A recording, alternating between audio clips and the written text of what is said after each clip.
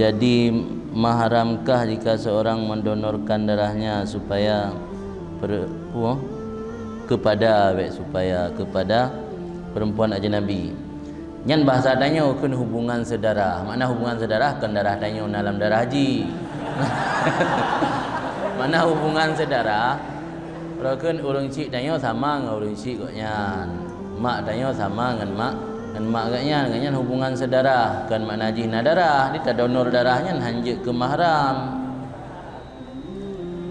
Mio donor ridha je ke mahram. Donor air asi tapi betul limangga radaan dan haru maklum teh na meri na ada donor asi tajuk juga PMI dia hokai meh na tu dile nya na sebut mahram bi radaan.